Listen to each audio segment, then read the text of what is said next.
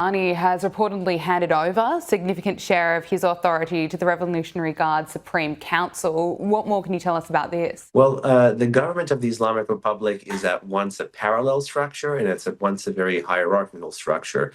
No doubt, after the decapitation or deracination of lots of Iran's military elite, they're going to want to try to find a way to rebalance and try to keep responding against Israel.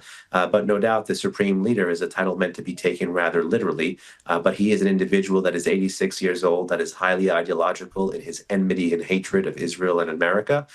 So that certainly clouds much of his judgment. The Revolutionary Guard is very much cut from the same cloth, so certainly no better there.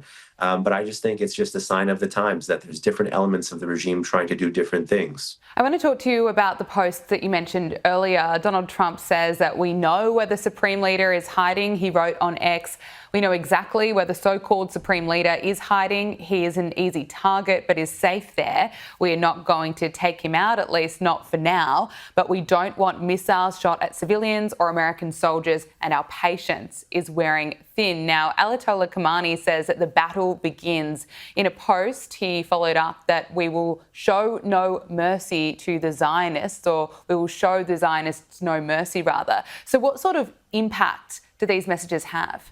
Well, they're designed to respond to one another, but more broadly, again, this is Khamenei kind of projecting. At this point in time, Khamenei remains the longest-running autocrat in contemporary Middle Eastern history. Again, he's an 86-year-old individual who's holding hostage a nation of 88 million people, many of whom actually despise his views and have a fundamentally different conception of what is and is not in the Iranian national interest.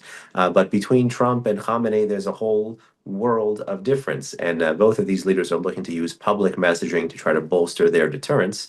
But beyond that, they're very different messages. Okay, and Iran has banned government officials from using mobile phones and other devices amid concerns growing inside Tehran that Israel is using the phones to track and target the country's leader. Do you have any more insight on that?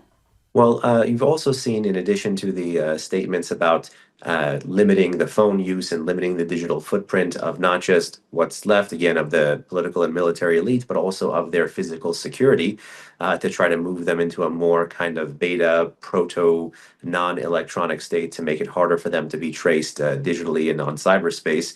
You're seeing that being merged with rolling internet blackouts in some cities, in some towns, which I think could be a dress rehearsal for what we saw back in November 2019 as well, which is to limit and control the information environment available to the Iranians, because even in the middle of a shooting war, the government of the Islamic Republic fears its own people more than it even fears foreign bombs. Behnam Ben Taleblu, Senior Director of FDD's Iran program, thank you so much for speaking to us on Power Hour. Thank you. Thank you so much. I really appreciate it. Pleasure. Thank you so much.